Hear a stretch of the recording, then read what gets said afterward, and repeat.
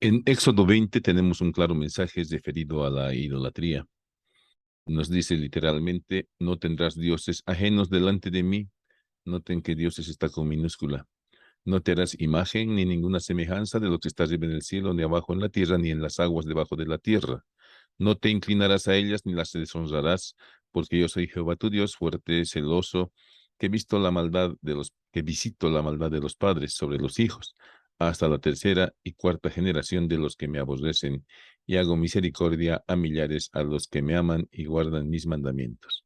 Pues hay un mandamiento de no tener ídolos, hay un castigo a los que tienen ídolos, visitar la maldad de los padres sobre los hijos, y hay un premio a los que le obedecen, que es hacer misericordia a millares.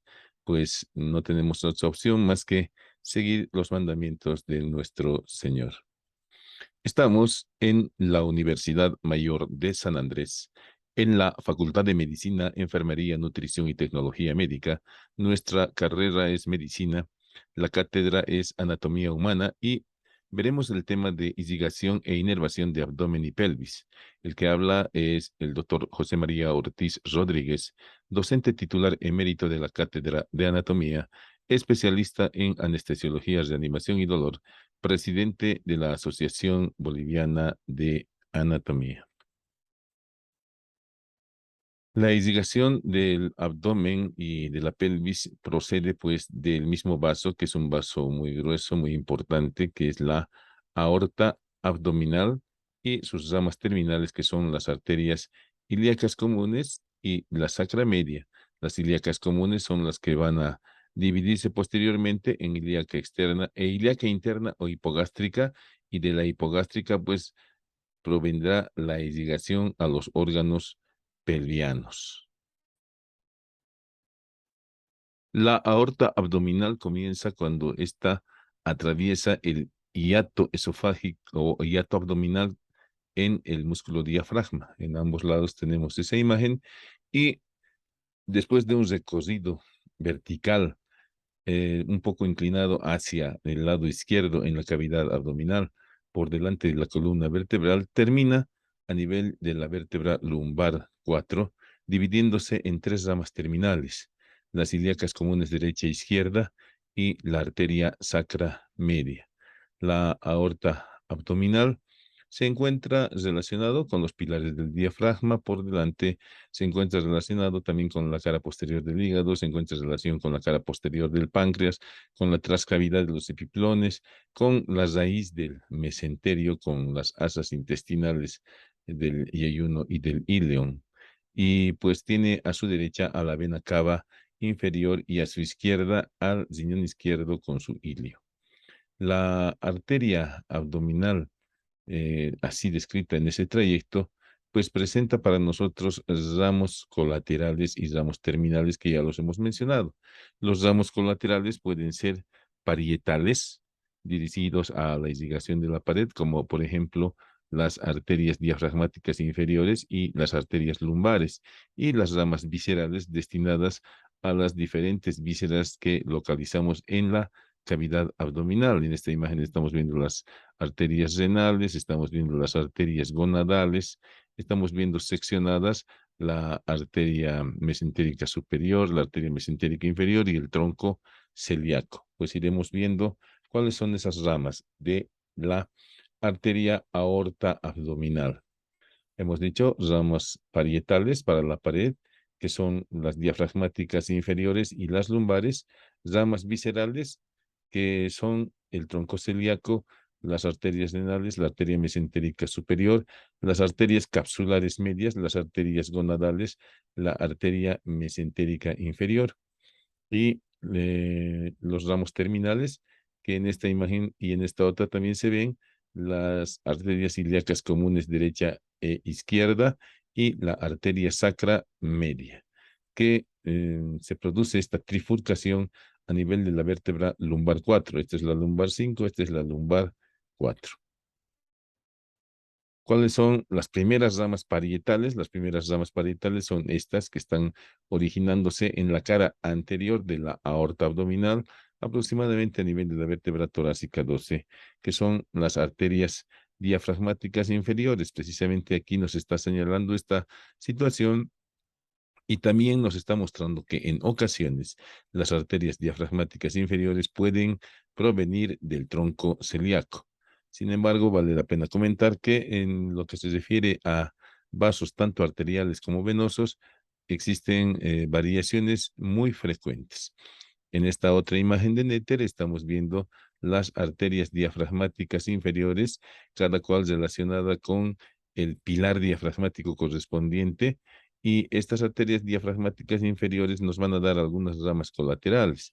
Nos dan en primer lugar estas que se están dirigiendo a la glándula suprarrenal, que son las arterias capsulares superiores.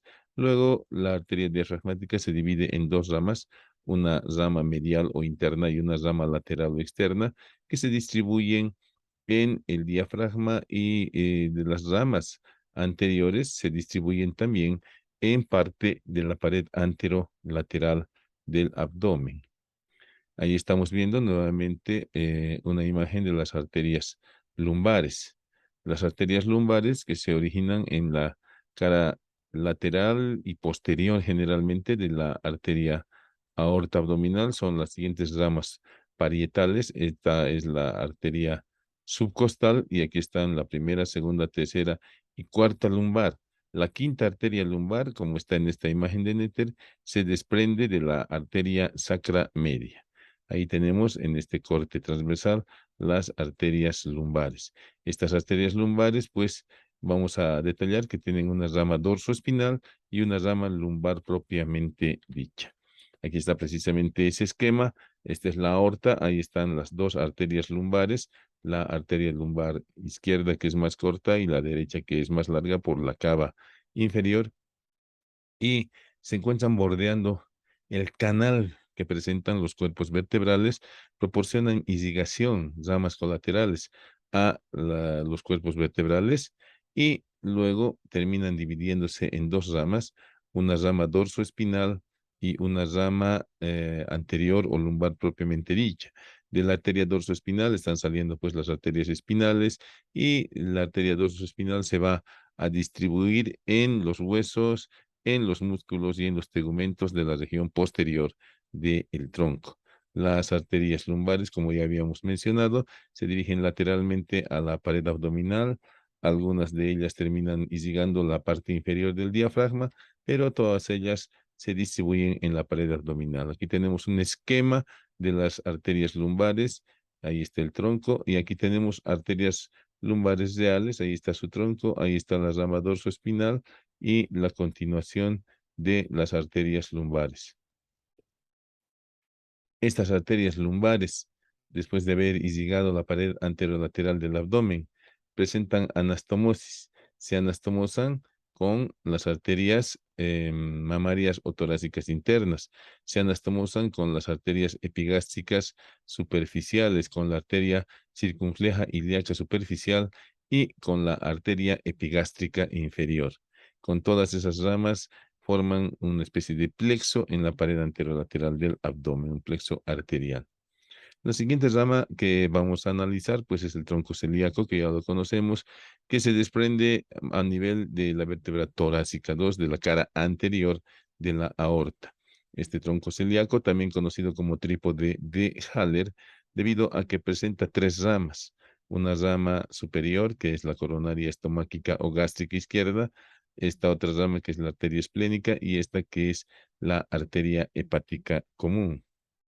Ya las hemos visto a propósito de las vísceras. Ahí está el tronco celíaco y vemos cómo la arteria gástrica izquierda o coronaria estomáquica en el interior del epiplón menor asciende y se distribuye en la curvatura menor del estómago. Antes nos va a dar algunas ramas, una hepática accesoria, una cardíaca o cardial para el cardias, una arteria del fondo, y termina anastomosándose con la gástrica derecha proveniente de la hepática propia.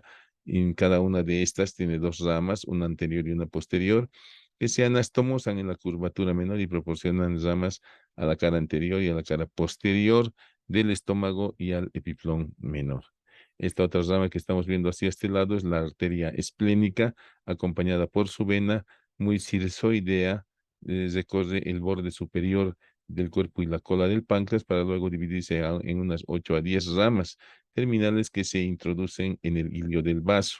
De la rama terminal superior se desprenden algunas arterias que se dirigen a la cara posterior y fondo del estómago. Son los vasos cortos del estómago que se dirigen al mismo en el interior del epiplón u aumento gastroesplénico.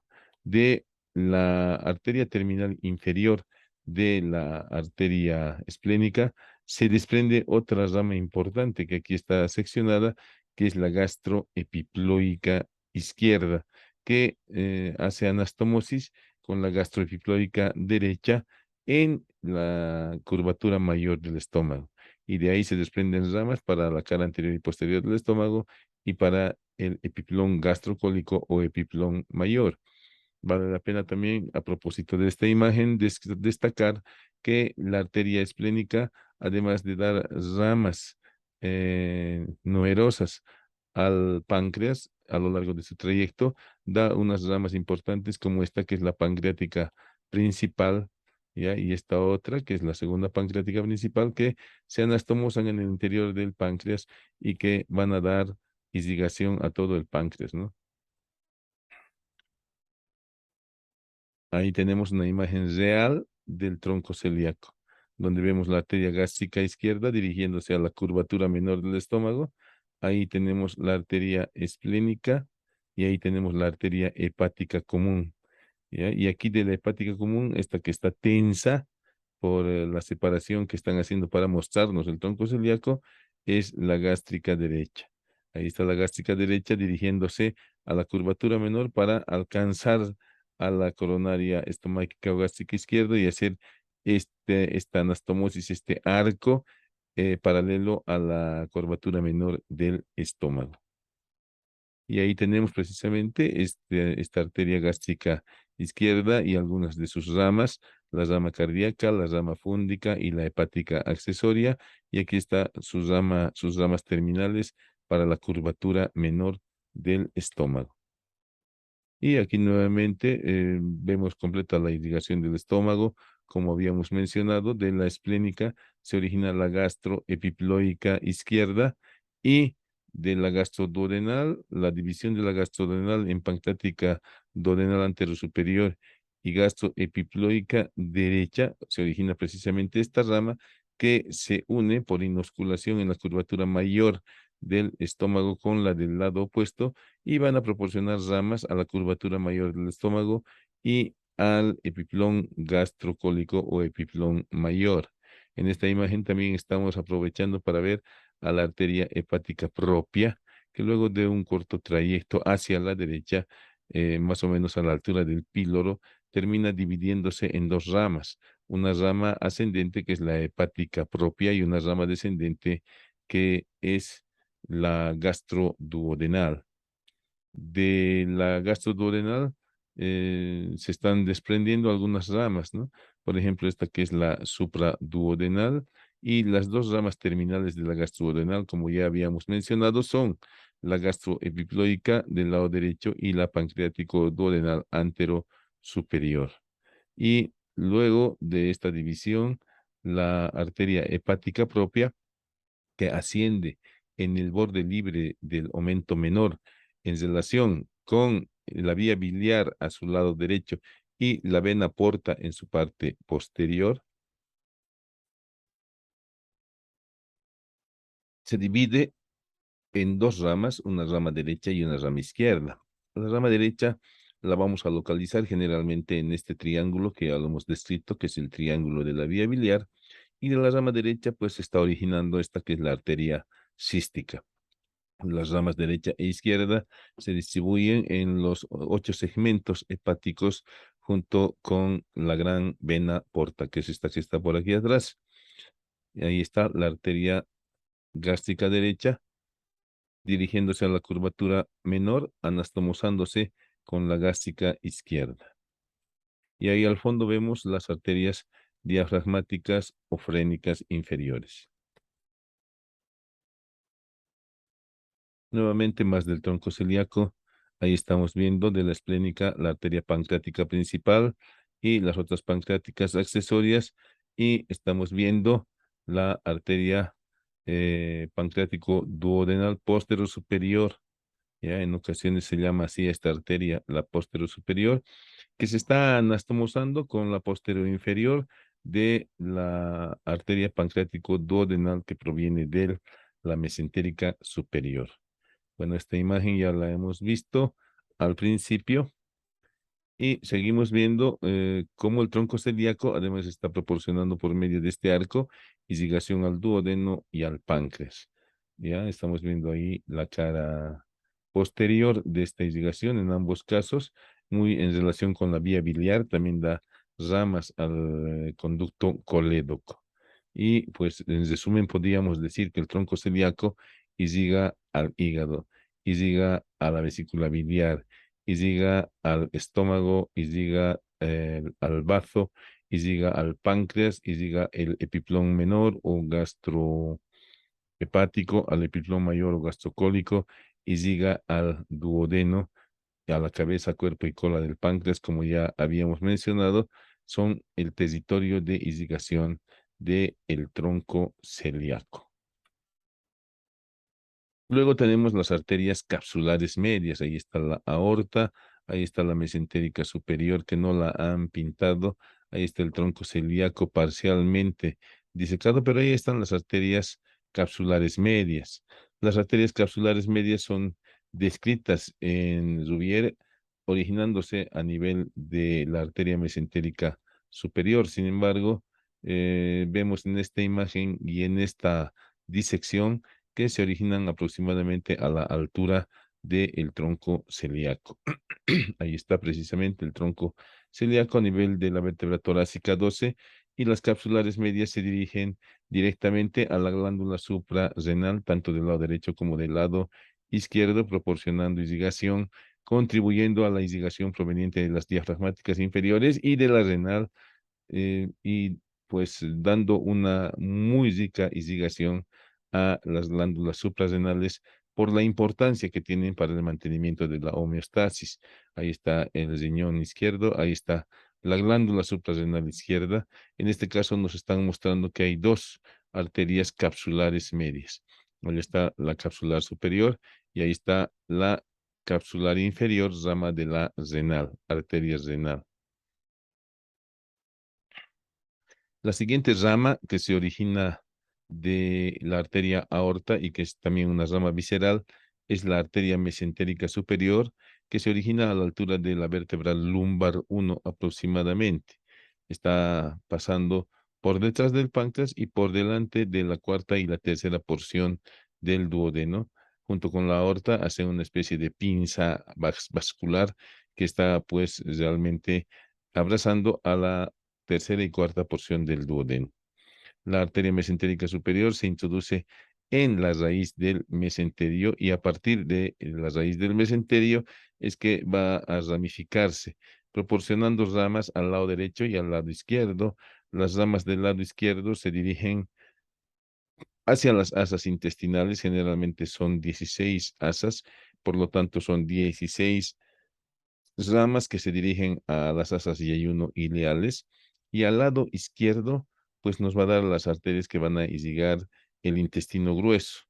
No nos olvidemos que la rama terminal de la arteria mesentérica superior es la iliocecal o iliobiseco apendículo cólica. Ilio porque irriga la porción terminal del ilión, biseco porque tiene una secal anterior y una secal posterior, apendículo porque de la secal posterior se origina la apendicular y cólica porque irriga la parte inferior del colon ascendente. Pero estas otras ramas, que son las ramas para el lado derecho, son la cólica media y la cólica superior. La cólica media, verán ustedes, se está dividiendo en una rama ascendente y en una rama descendente que se va a anastomosar con la rama ascendente y descendente de la iliocólica. La cólica izquierda superior hace lo propio, tiene una rama ascendente que a nivel del colon transverso, en el mesocolon transverso, se anastomosa con la cólica izquierda o superior proveniente de la mesentérica inferior y forman un arco paracólico o arco de Riolano. Ahí estamos viendo precisamente a la arteria mesentérica superior, sus ramas yeyuno ileales, ¿sí? Y ahí estamos viendo la arteria cólica derecha superior, la cólica derecha media. La que no se está viendo es la rama terminal o ilio biseco apendículo cólica. Nuevamente más de la mesentérica superior, y aquí sí podemos apreciar la arteria mesentérica superior. Ahí está su rama terminal, que es la ilio biseco apendículo cólica. Ahí está la arteria cólica media y ahí está la cólica superior, dando sus ramas ascendentes y descendentes para formar alrededor de todo el marco colónico un arco paracólico. La arteria mesentérica superior con sus ramas terminales nos va a dar una arteria secal anterior, una secal posterior, ramas iliales y ramas cólicas. De la arteria secal posterior se está originando la arteria apendicular que discurre en el borde libre del meso apendicular. Pues es ahí, en el borde libre del meso apendicular, donde tenemos que localizar esta arteria, como está en este caso, para hacer la apendicectomía. Ya en este caso, aparentemente aquí hay algo patológico. Y luego tenemos la arteria mesentérica inferior. La arteria mesentérica inferior se desprende de la aorta aproximadamente a nivel de la vértebra lumbar 3. Ahí la tenemos y está destinada a la irrigación de la mitad izquierda del colon transverso, el colon descendente, el colon sigmoide y la parte superior del recto. Aquí tenemos entonces a la arteria cólica izquierda superior, a la arteria cólica media, el tronco de las arterias sigmoideas, y aquí tenemos a la arteria rectal superior. Nuevamente ahí está el tronco o de la arteria mesentérica inferior, donde se está dando la arteria cólica izquierda superior, y ahí nos está dando directamente las arterias sigmoideas. Las arterias sigmoideas y la arteria rectal superior o hemorroidal superior. Las sigmoideas destinadas a la irrigación del colon sigmoide. Ahora, ¿qué es lo que puede ocurrir en estas arterias? La arteria mesentérica superior puede obstruirse, ¿ya? Y ocasionar una patología conocida con el nombre de infarto mesentérico. Estas son asas intestinales normales y estas son asas infartadas. Vale la pena mencionar que, pues, de acuerdo al grado de lesión, pues la indicación sería extirpar pedazos o segmentos intestinales. Sin embargo, no podemos excedernos al resecar una sección del intestino debido a que resecar por lo menos un 40% hasta un 50% del intestino delgado es incompatible con la vida. Entonces vean ustedes la gravedad que conlleva esta patología llamada infarto mesentérico. Y aquí tenemos un infarto mesentérico dentro del quirófano que está pues afectando casi al 50% del intestino. Entonces, como les había mencionado, esto ya, si resecamos, es incompatible con la vida. Y este es un vólvulo de asa sigmoide donde también la arteria mesentérica inferior está afectada.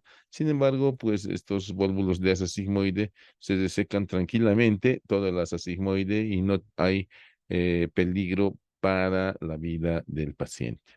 Otras arterias viscerales son las gonadales, que se originan aproximadamente a nivel del cuerpo del lumbar 2, y pues debido a la diferencia que existe entre el sexo masculino y femenino, pues las arterias gonadales se llamarán en el sexo masculino testiculares y en el sexo femenino serán las arterias ováricas.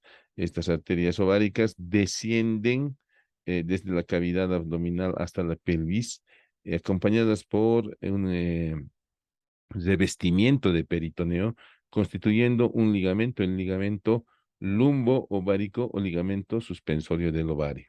Entonces, además de irrigar, dan eh, soporte, sujeción al ovario, estas arterias ováricas. Ahí está el ovario, ahí está la arteria ovárica entrando por su polo superior.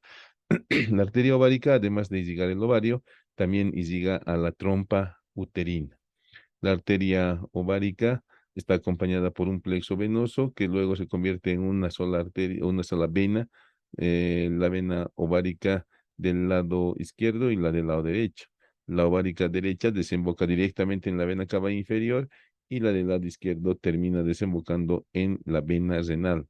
Lo propio ocurre en el sexo masculino. Ahí tenemos precisamente la arteria gonadal masculina que luego de un trayecto en la región lumbar y en la región ilíaca se introduce en la región inguinal y atraviesa junto con los elementos del cordón espermático el trayecto inguinal para luego en los funículos dirigirse hasta los testículos. Entonces, en la región funicular del conducto deferente son más o menos superficiales estos vasos. En caso de tener que hacer una orquiectomía, pues ahí tendríamos que ligar a la arteria testicular. Entonces es importante esa diferencia en el trayecto, ¿no? Es el conducto inguinal. Una arteria importante, pues, que se encuentra a nivel de la vértebra lumbar 1 es la arteria renal. Renal derecha y renal izquierda. Esta es una imagen de McGraw-Hill, donde vemos una arteria renal derecha y una izquierda, pues, de forma ideal, únicas. Qué importante eso, ¿no? Y solamente se dividen cuando ya están en el ilio o dentro del riñón. El resto de su territorio son arterias, son solo troncos, dos troncos arteriales importantes, derecho e izquierdo. Aquí arriba tenemos el vaso. Entonces vamos a ver la importancia de estas, ¿no? Y aquí estamos viendo las arterias gonadales, la mesentérica inferior seccionada, la mesentérica superior del tronco celíaco. Y ahí estamos viendo la arteria renal en esta arteriografía, ¿no? En esta angiotac, así se llama. Vemos que aquí hay una que es única, aquí vemos también otra que es única, pues esto nos estará indicando que este paciente, si es que va a donar su riñón, es relativamente sencilla la técnica que se empleará en la anastomosis arterial. Y ahí tenemos la arteria renal, que recién nomás la hemos repasado, donde vemos que va a dar una rama colateral, que es la arteria capsular inferior destinada a la glándula suprarrenal. Da ramas capsulares para la cápsula renal, da esta rama que es la rama para la pelvis renal y para la parte superior del uréter, y luego se divide en ramas prepiélica y retropiélica que subiendo por los segmentos interlobulares, arterias interlobulares, forman estos arcos donde se encuentran los glomérulos renales, ¿no? Donde se encuentran los ovillos renales. Ahí está una disección en la cual se ha llenado de acrílico la arteria renal y se ha llenado con amarillo la vía urinaria. Ahí tenemos unas variaciones que nos muestran Néter de la arteria renal, donde vemos que prácticamente en algunos casos parece un abanico. En este caso hay una sola arteria renal, pero rápidamente está dando esta arteria superior de la cual se desprende la capsular inferior, pero tiene una arteria renal muy importante en el calibre que se distribuye en la parte superior del riñón. Estas arterias son conocidas con el nombre de arterias polares, polar artery, ¿no ve? Esta es la inferior phrenic artery. Y entonces tenemos esta arteria polar en este caso. Y aquí vemos otra imagen también de Néter, donde nos muestra una arteria polar superior y donde nos muestra que prácticamente una, dos, tres arterias se están desprendiendo para el riñón, cuatro con esta, cuatro arterias para el riñón y que provienen las cuatro arterias de la aorta. Por lo tanto, si nosotros tenemos un donante renal con esta distribución arterial, pues tendremos que pensar muy bien en el riesgo-beneficio, puesto que la mayor cantidad de anastomosis que se realicen, pues pueden hacer que haya un rechazo del riñón. Aquí tenemos en esta imagen real precisamente algo parecido a esta, ¿no? Donde tenemos dos arterias renales. Y de la arteria renal superior hay una que se está yendo al polo superior, una polar superior. Entonces es muy complicado hacer un trasplante de este tipo de riñones. Y ahí tenemos, además de las arterias, a las venas, ¿no? Ahí está la vena renal izquierda, left. Ahí está la desembocadura de la vena gonadal izquierda. Y aquí tenemos en la renal derecha lo propio, ¿no? Parecida a esta figura es la renal derecha. Ahí tenemos pues precisamente a la arteria renal inferior, o sea, polar inferior, porque este es el ureteria, ahí está la vena, y ahí tenemos una arteria polar inferior que, como habíamos dicho, nos dificultaría el trasplante renal. Delante de la aorta y a los lados de la aorta vamos a encontrar cadenas simpáticas y cadenas ganglionares linfáticas. ¿Ya? Los ganglios linfáticos lateroaórticos y preaórticos. Y además también encontraremos ganglios nerviosos y plexos nerviosos que están por delante de la aorta en relación con las arterias o ramas viscerales de la aorta. Y aquí estamos viendo en esta imagen real la parte terminal de la aorta con su ilíaca común del lado izquierdo, su ilíaca común del lado derecho. Ahí nos está permitiendo ver a la arteria mesentérica inferior también. Y lo que ahí está, la arteria sacra media. La arteria sacra media, ahí está la vena cava inferior. Esta es la vena ilíaca común del lado izquierdo y del lado derecho. El uréter cruzando por delante de ambas. Y ahí tenemos una imagen de lo que se llama aneurisma de aorta. Miren, ahí está el calibre normal de esta aorta. Hacia abajo todavía está un poco aumentada de volumen. Pues en ocasiones las paredes de las arterias y la aorta no se escapa de esto, se debilitan por algunos factores metabólicos o por algunos factores congénitos y pues el segmento afectado del vaso sanguíneo arterial se dilata de esta manera. Esas dilataciones arteriales que pueden ser muy grandes, gigantes, como en este caso de la aorta, o pueden estar en las arterias cerebrales, se conocen con el nombre de aneurismas. En este caso estamos viendo un aneurisma de la aorta abdominal y aquí nos están mostrando precisamente en estas imágenes de tomografía que la aorta abdominal está prácticamente tomada por un gran aneurisma. Ahora, ¿qué es lo que hacen los cirujanos vasculares? Pues ponen una malla alrededor de la aorta para limitar su dilatación y evitar que estalle y que ocasione pues una catástrofe. En este caso, la aorta, si estallaría la aorta, pues la hemorragia masiva podría eliminar, podría matar al paciente en pocos minutos. Y en otras ocasiones, pues se hace resección de la aorta y se coloca este tipo de prótesis. Miren, ahí está la arteria, ahí está la anastomosis con la aorta, ahí está la prótesis de un tejido llamado Godetex.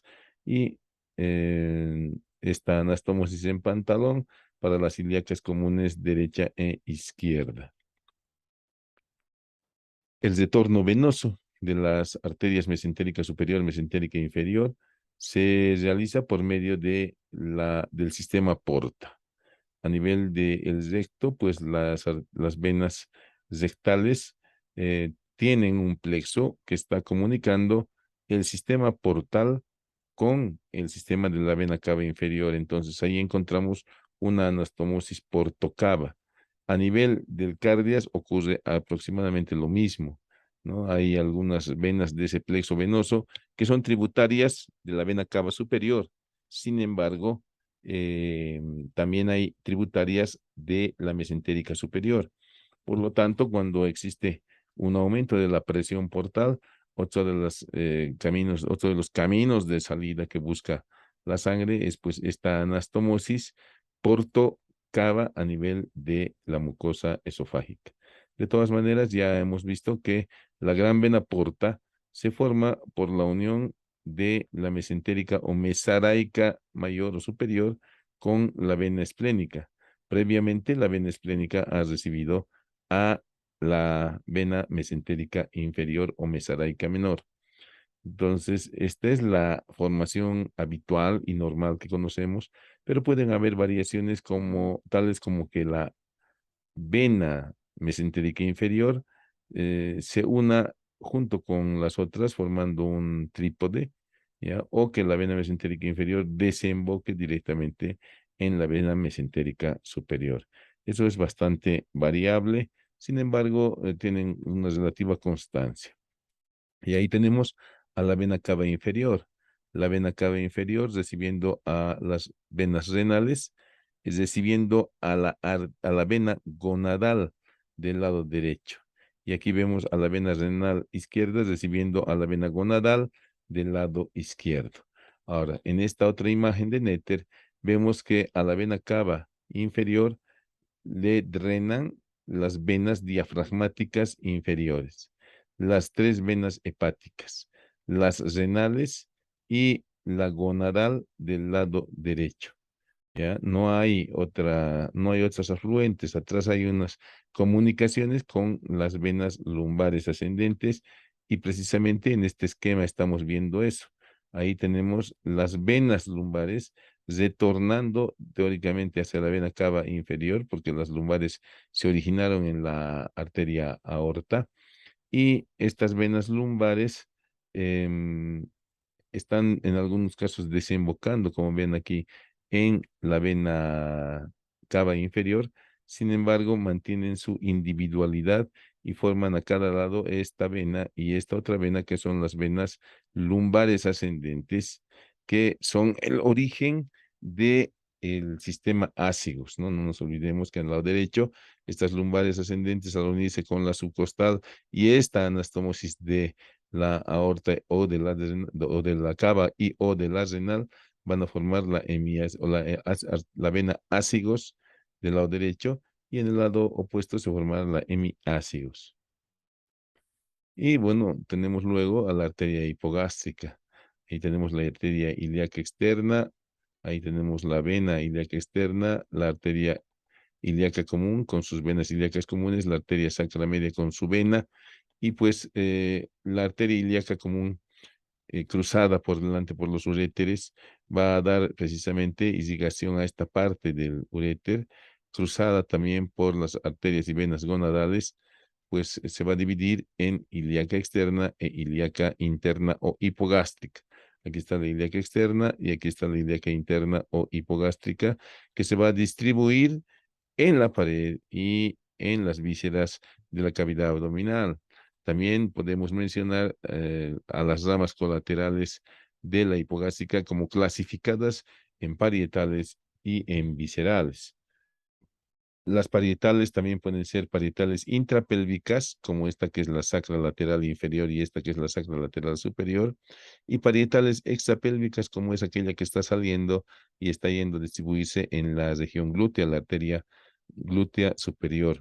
El resto de arterias son también viscerales. Estamos viendo ahí la glútea superior, la glútea inferior.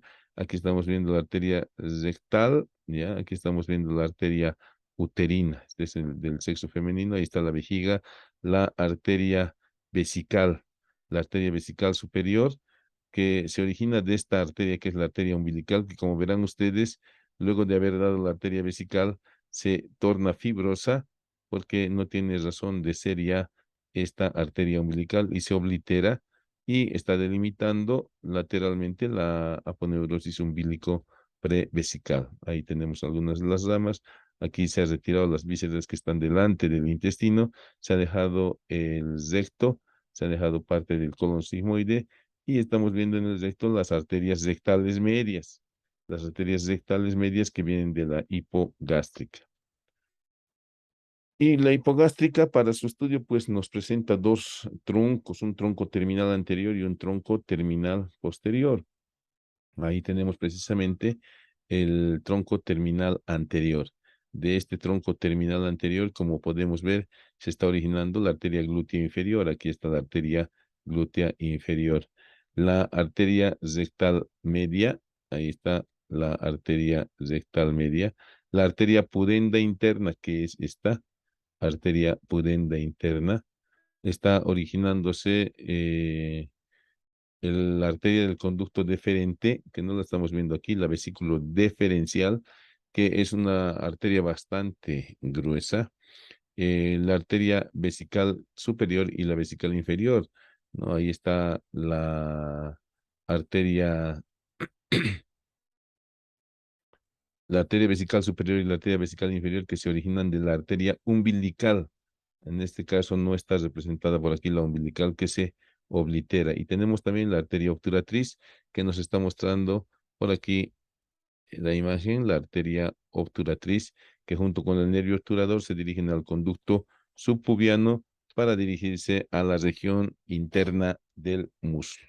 Aquí tenemos nuevamente esas ramas. Ya hemos mencionado que del tronco terminal posterior se origina la glútea superior, la sacra lateral inferior, la sacra lateral superior y la ilio lumbar, que no están en esta imagen, pero aquí podemos ver la glútea superior y la glútea inferior. Identificamos a la glútea superior entre el tronco lumbosacro y el primer nervio sacro, ¿ya? Y también identificamos en relación con los nervios a la arteria glútea inferior. Entre el tercer y cuarto nervio sacros está la arteria glútea inferior, en ocasiones un poco más arriba. Aquí también podemos aprovechar para ver la irrigación de la vejiga urinaria. Esta es la arteria umbilical obliterada, ahí está la parte obliterada y ahí nos está dando precisamente la arteria vesical superior. Aquí está el conducto deferente y como verán ustedes tiene ahí su pequeña arteria que es la arteria deferencial, que es una de las ramas de la arteria vesicodeferencial que se origina también en la arteria hipogástrica. Estamos viendo la arteria vesical inferior y la arteria prostática en el caso del sexo masculino y esta es la arteria rectal media que se está dirigiendo hacia el recto, ¿no? La rectal superior de la mesentérica inferior. Y aquí tenemos la rectal inferior que viene de la arteria pudenda interna. La pudenda interna destinada a la irrigación de las partes superficiales y profundas del periné. Entonces, esas son las ramas que se pueden ver a este nivel. También podemos aprovechar para ver nuevamente la obturatriz junto con el nervio obturador dirigiéndose hacia el conducto o canal subpubiano. Y ahí tenemos precisamente en el sexo femenino la arteria perineal, ya que es rama de la pudenda interna.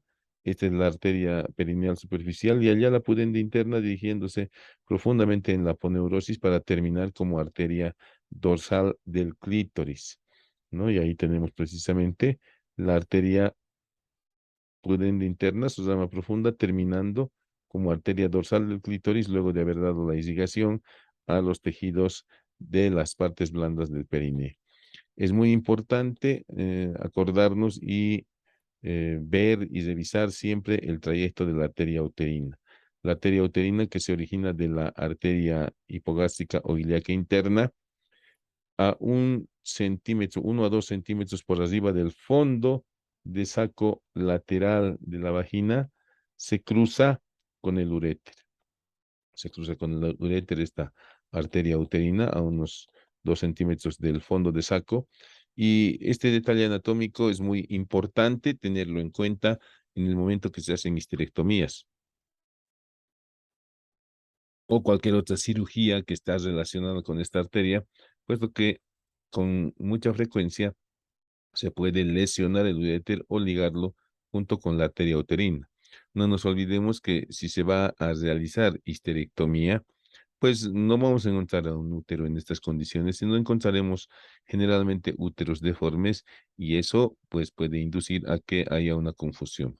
Pero el conocer esta relación del cruce del uréter con la arteria uterina 1 centímetro por arriba, 1 a 2 centímetros por arriba y lateral del fondo de saco lateral de la vagina, pues nos ayudará mucho a que no incurramos en esa sección. Aquí en el sexo femenino estamos viendo también lo propio. Ahí está la arteria pudenda interna, ahí está la arteria hemorroidal rectal inferior. Vean cómo la pudenda interna termina como dorsal del clítoris, en el sexo masculino termina como dorsal del pene y como la arteria pudenda interna está proporcionando ramas superficiales a la piel y ramas profundas a las vísceras que están en su recorrido, ¿no? Como ser la vagina, como ser la uretra. Y en esta imagen también estamos viendo a la arteria umbilical, aquí está obliterada ya, que nos está proporcionando las ramas vesicales superior e inferior. Aquí estamos viendo esta otra arteria que es la arteria vaginal. Esta es la arteria uterina. Ahí está la arteria uterina. La uterina y la vaginal se están originando de un solo tronco. Ahí está la uterina muy cirzoidea, que también va a proporcionar ramas, además del útero, a la trompa uterina. Y en este caso, como ya hemos mencionado, las rectales medias, las sacras laterales superior e inferior. Nuevamente, recordar el cruce del uréter con la arteria uterina, justo a nivel donde esta arteria está haciendo su callado. Ahí tenemos la arteria vesical inferior y ahí tenemos la arteria obturatriz. Ahí está el ligamento inguinal y nos está mostrando esta anastomosis que puede haber entre la arteria ilíaca externa y la obturatriz, lo propio con sus venas. Cuando no nos damos cuenta de la presencia de esta anastomosis, pues se puede lesionar estos vasos y ocasionar rápidamente el deceso del paciente por hemorragia, puesto que son ramos muy importantes, como vamos a ver enseguida en una imagen real, y a esas arterias, pues por esa razón, se las ha llamado arterias corona mortis. Están coronando el pubis, pero pueden ocasionar la muerte si se lesionan y se desangran, ¿no? El retorno venoso de todo este sector, como ya habíamos mencionado, se realiza por parte de plexos. Vean ustedes, aquí hay un plexo rectal que está yendo a drenar a la vena rectal media y pues también a la vena mesentérica inferior. Y aquí tenemos parte de ese plexo rectal con la vena pudenda interna. Pues todo esto va a constituir una anastomosis portocava. Además, la presencia de esta abundante irrigación submucosa en el recto nos permite administrar medicamentos por vía rectal, los supositorios que se colocan, puesto que la absorción a este nivel es bastante rápida, ¿no? Ahora, los vasos rectales pueden dilatarse y producir lo que se llaman hemorroides, como ya se ha visto. Las hemorroides pueden ser de grado 1, de grado 2 cuando salen del orificio anal, de grado 3 cuando pasan la línea anocutánea y de grado 4 cuando francamente están por fuera. Aquí tenemos unas hemorroides de grado 4 que generalmente pueden ocurrir durante el embarazo. Bueno, nuevamente estamos viendo el retorno venoso de la porta con la mesentérica inferior y la mesentérica superior, además de la esplénica, y el retorno venoso hacia la vena cava inferior por medio de las hipogástricas. Se forman plexos alrededor de cada uno de los órganos. Hay un plexo rectal, hay un plexo vaginal, hay un plexo uterino, hay un plexo vesical, un plexo prostático, un plexo vésico deferencial, que finalmente se colocan en paralelo con las arterias y desembocan en la hipogástrica.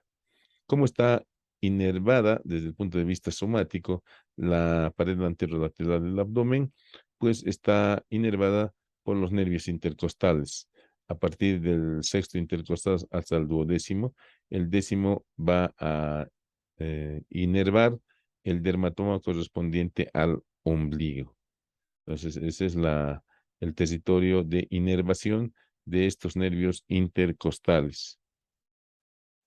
Ahí está precisamente los nervios intercostales yendo a inervar los diferentes dermatomas. Ahí está el torácico 10, ¿no? Que está a nivel del ombligo. Torácico 6, que está a nivel del apéndice sifoides.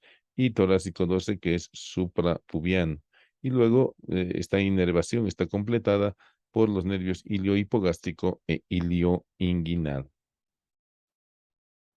Ahora, para la inervación autónoma del abdomen, pues no nos olvidemos que los nervios se originan en el tórax y son los nervios que ya los hemos estudiado, el esplácnico mayor, el esplácnico menor y el esplácnico accesorio.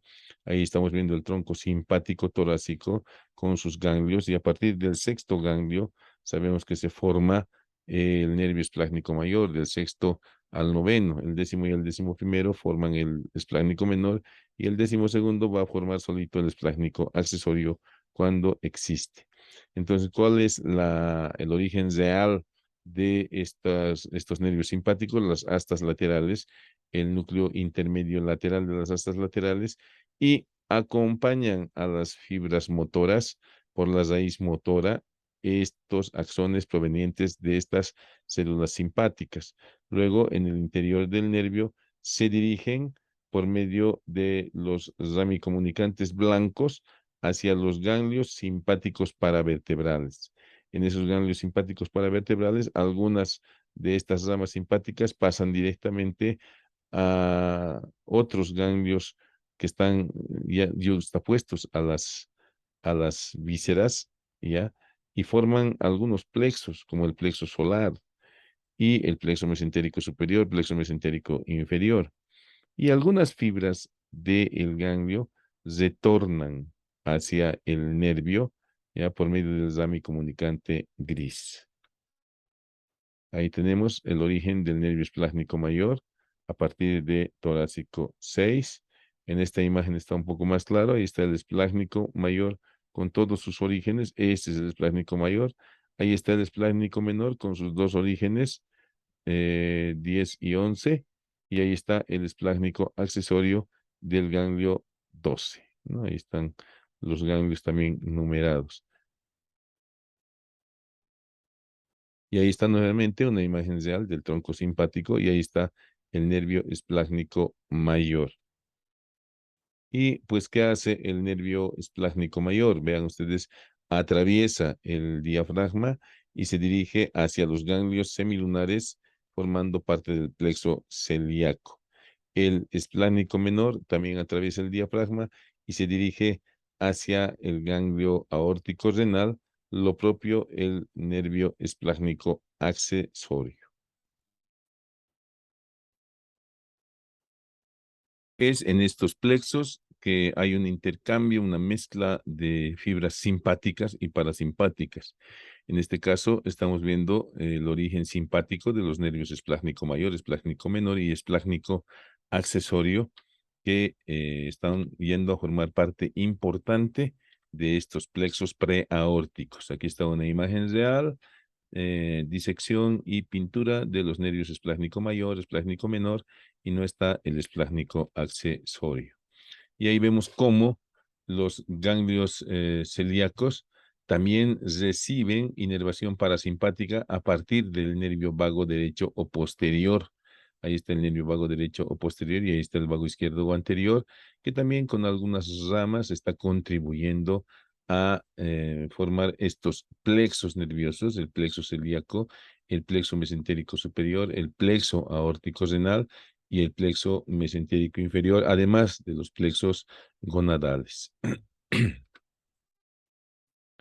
Pues las fibras simpáticas y parasimpáticas se distribuyen a partir de este plexo por medio de las arterias. Las ramas envuelven a las arterias y junto con las arterias llegan a todo el territorio de distribución. Hay una situación muy importante a nivel del vago izquierdo, que a nivel del tórax recibe anastomosis simpáticas y una vez que llega al abdomen, el vago ya no es parasimpático puro, sino tiene componentes simpáticos como este nervio que se dirige al píloro, el nervio de Grassi, que con su componente simpático relaja el píloro cuando se contrae el estómago para vaciarse en el duodeno. Ahí tenemos el vago derecho por detrás, yendo al plexo solar, y el vago izquierdo por delante con su rama, que es el nervio hepático y de paso el nervio pilórico o nervio de Grassi. Entonces, debido a que el vago estimula la producción de ácido clorhídrico, se había ideado una sección del vago para evitar las úlceras gástricas o curar las úlceras gástricas, lo cual no tomaba en cuenta la fase cefálica de la digestión y luego de un tiempo de escasa secreción de ácido clorhídrico y de pepsina, pues la fase cefálica estimulaba nuevamente la producción de esas sustancias. Y pues después de haber hecho la vagotomía troncular, pues resulta que el nervio de Gracie no había sido tomado en cuenta y había un espasmo del píloro y mayor acúmulo de alimento, más ácido clorhídrico, más pepsina y más úlcera y más propensión al cáncer. Entonces, después de algunos minuciosos estudios, se realizaron vagotomías selectivas, ya tomando en cuenta el nervio de Gracie, pero tuvieron prácticamente el mismo resultado. Actualmente, en algún caso de realizarse la vagotomía, se hace la vagotomía supraselectiva que solamente secciona las ramitas que se dirigen a la curvatura menor y no todas. Pues especialmente se trata de identificar las que están yendo directamente a la región con úlcera. Y esta cirugía se la puede hacer por vía laparoscópica. Ahí tenemos el vago posterior yendo a formar con los ganglios celíacos, las asas de Laina-Lavastin y de Reisberg. Luego tenemos las interconexiones que hay con los ganglios mesentéricos y los aórtico-renales, ¿sí? Y ahí tenemos un esquema de la inervación simpática a partir del nervio esplánico mayor y parasimpática a partir del nervio vago de los órganos dependientes de la inervación de los ganglios semilunares.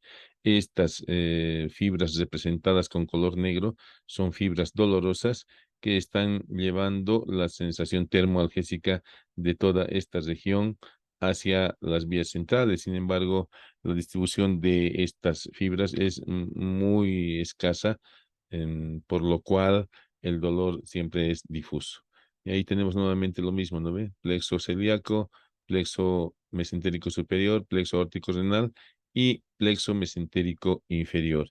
Y a los lados estamos viendo el tronco simpático lumbar y abajo el tronco simpático sacro. Este es el nervio presacro que está formando esto, que es el plexo hipogástrico superior. Ahí tenemos el plexo hipogástrico superior y aquí tenemos los plexos hipogástricos inferiores, ¿no? En esta representación de todo el sistema autónomo de la cavidad abdominal. Plexo hipogástrico superior, que es único, central, y los plexos hipogástricos inferiores que se encuentran a los lados de las vísceras abdominales. También, pues, de la pelvis, por medio del trayecto arterial y venoso, los ganglios linfáticos recogerán toda la linfa de la cavidad pélvica y desembocarán en los ganglios de la cadena aórtico-renal para finalmente terminar en el conducto torácico. Y ahí tenemos nuevamente como a partir de la mesentérica superior junto con las arterias se distribuyen estos nervios que contienen componentes simpáticos y parasimpáticos. Y a partir de la mesentérica inferior ocurre lo propio en la gonadal y en la renal también ocurre lo mismo. Aquí tenemos precisamente parte en este esquema, la inervación de los riñones, donde además de recibir el nervio vago como componente parasimpático, los riñones y las vías urinarias están recibiendo parte del parasimpático sacro, que se origina en los segmentos sacros 2, 3 y 4, y que por medio del plexo hipogástrico superior se anastomosa con el plexo mesentérico inferior y logra alcanzar el riñón y la parte superior del uréter. Ahí tenemos acompañando a la arteria ovárica, en este caso, este plexo nervioso que es el plexo nervioso ovárico. Y ahí tenemos nuevamente el plexo nervioso ovárico, el plexo uterino que viene también del nervio presacro y del plexo hipogástrico, ¿ya? Este nervio presacro es también llamado esplácnico pelviano que lleva el componente simpático de los ganglios lumbares hacia la cavidad pélvica. Y pues en la cavidad pélvica, los segmentos sacros 2, 3 y 4, que son los que contienen las neuronas parasimpáticas, irán a formar el plexo hipogástrico superior y el plexo hipogástrico inferior. Ahí vemos nuevamente, en el caso del sexo masculino, Además, vamos a encontrar unos nervios especiales que se han venido a denominar nervios erectores de Eckart. Sin embargo, el plexo gonadal se origina siempre en la cavidad abdominal.